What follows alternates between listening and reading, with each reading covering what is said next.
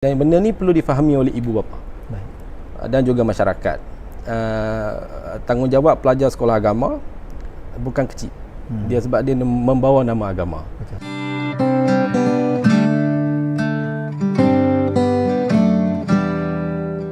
Assalamualaikum warahmatullahi wabarakatuh. Alhamdulillah, apa khabar semua? Kita bertemu lagi dalam video pada kali ini tentang 20 tahun Alumni USIM bersempena dengan sambutan 20 tahun Universiti Sains Islam Malaysia USIM. Dan seperti biasa, kita tampilkan keraduan terbaik kita, pelajar-pelajar terbaik untuk berkongsi dengan anda tentang throwback 20 tahun. Dan bersama dengan saya adalah Profesor Madya Dr. Mahzan bin Abdul Muttalib, Pengarah Pusat Pengurusan Penyelidikan dan Inovasi USIM. Panjang nama jawatan ni.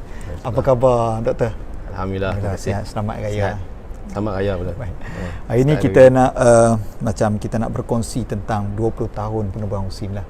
Mungkin Doktor boleh berkongsi tentang latar belakang sedikit, pengajian dan sebagainya lah. Baik, bismillahirrahmanirrahim. Assalamualaikum warahmatullahi. Pertamanya terima kasih kepada Ustaz Riri. Saya tamat, kita mula dari SPM. Saya ni latar belakang adalah anak kelima daripada 6 adik-beradik. Berasal dari Seberang Perai Utara, Pulau Pinang. Saya memang pelajar sekolah agama lah, daripada sekolah menengah, setelah tamat sekolah rendah ke sekolah menengah agama rakyat di Kepala Batas Pulau Pinang. Seluruhnya saya tamatkan pengajian saya di peringkat diploma sebagai Sultan Abidin dan pelajar pada tahun intake 2002 saya masuk ke kohort ketiga Sarjana Muda Dakwah Universiti Islam tahun 2002 dan alhamdulillah menamatkan pengajian pada tahun 2005.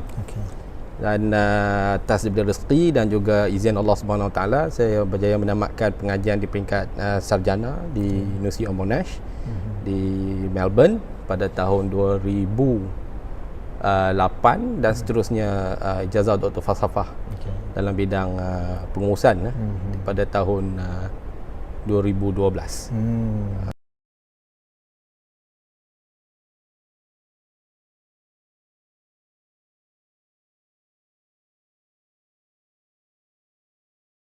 Tahun 2012. 2012 ya. Terima kasih. Banyak tahun tak ingat. Baca lama sangat. Bila kita sebut tadi Doktor tentang belajar di sekolah agama rakyat, ialah mentaliti masyarakat ataupun dahululah. Mungkin ada juga mentaliti sampai sekarang ini. Kalau belajar di sekolah agama ni, Imam Bilal Tok Siak lah, ataupun ada seangkatan dengannya lah. Tetapi Doktor masuk dalam bidang pengurusan dan sekarang ini mengajar pula. Mungkin apa mentaliti pelajar sekolah agama yang USIM nak ubah sebenarnya? Baik, ini pendapat setelah pemerhatian saya lah. Saya pun belajar di situ kan. Bekerja pula di Institut Pengajian Tinggi Islam milik kerajaan USIM. Mentaliti pelajar sekolah agama ni banyak terpengaruh ataupun berkait dengan konteks sekolah tu. Alhamdulillah di bumi Malaysia yang bertuah ni, orang-orang Islam di Malaysia sangat bertuah kerana memiliki masyarakat Melayu Islam yang menganggap agama satu isu yang sensitif. Jadi kegagalan kita untuk meningkatkan kualiti sekolah agama daripada peringkat prasekolah sampai ke peringkat universiti dan diterjemahkan dalam bentuk sasiah pelajar, sasiah individu, satu benda yang besar. Walau bagaimanapun evolusi berlaku up and down. Sama juga sebenarnya dengan latar belakang bidang sains, up and down. Perjuangan diteruskan, mentaliti masih lagi sama. Sebab dia bergantung kepada mentaliti konteks bangsa Melayu. Walau alhamdulillah dengan adanya USIM berkembang. Dulu sektor sekolah agama ni hanya disokong oleh Universiti Melaya dan Universiti Kebangsaan. Dan disokong pula oleh Universiti Islam Antarabangsa. Alhamdulillah negeri-negeri sangat menyokong kolej-kolej agama negeri, dan USIM menyambung legasi terbabit. Apa yang menjadi cabaran adalah bagaimana nak mewujudkan connectivity daripada sekolah menengah agama rakyat. Saya tak sebut sekolah menengah agama yang terkenal, yang hebat. Macam Kisas dan sebagainya itu alhamdulillah memang satu benchmark yang baik. Tapi sekolah menengah agama rakyat yang berada di seluruh negara, bagaimana kita dapat tingkatkan dia punya jurang tu, dan mentaliti tu, sebab saya mentaliti tu berubah kepada mentaliti high achiever. Yang itu adalah perjuangan USIM lah, yang saya faham lah sampai hari ini yang dipegang. Setelah sekarang ini daripada pelajar menjadi pensyarah, adakah mentaliti itu masih ada dalam peringkat pelajar ataupun ia sudah berubah? Ada perubahan, alhamdulillah. Saya ingat pada tahun mungkin transformasi pendidikan tinggi Islam dan pengajian Islam di Malaysia ni di peringkat menengah, kita boleh lihat sangat ketara berlaku pada awal-awal kewujudan USIM. Pada tahun 2000, 1998 tu dah mula ada transformasi. Di peringkat kerajaan sendiri dah mula ada unsur-unsur agama diterapkan sebagai dasar. Jadi seterusnya dengan of course lah, dengan peluang-peluang dan juga pelaburan negara yang berterusan, kita berjaya meningkatkan kualiti sekolah menengah agama rakyat kepada sekolah menengah agama bantuan kerajaan. Sikit sebanyak bila guru berubah, guru diganti yang guru lebih baik, pelajar akan berubah. Walau bagaimanapun perjuangan macam saya cakap tadi perlu diteruskan. Dan saya ada buat lawatan ke beberapa sekolah, terutama sekolah yang menjadi sekolah saya dulu di Kepala Batas. Saya tengok pelajar-pelajar di sana ada perubahannya. Rata-rata kerana persaingan. Bila banyak minat lah, yang baiknya di Malaysia ni mungkin ni kerana ketentuan Allah Subhanahu Wa Taala, minat dan juga kecenderungan ibu bapa kepada sekolah agama masya-Allah sangat tinggi. Jadi dia mewujudkan satu bentuk persaingan. Dan secara tak langsung mengubah mentaliti hanya yang boleh berjaya akan duduk di sekolah agama.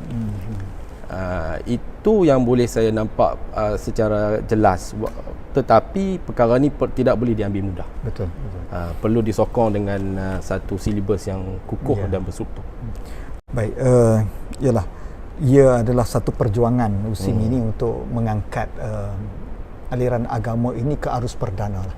Mungkin sebagai akhir ini, nasihat doktor kepada mungkin para pelajar ataupun kepada bakal pelajar ataupun ibu bapa yang masih ragu-ragu untuk membawa masuk anak mereka ke universiti Islam ataupun sekolah agama kerana bimbang tidak pergi ke mana. Tapi mungkin doktor boleh bagi nasihat tips bahawa tentang perkara ini. Mungkin dari kepada pelajar dulu.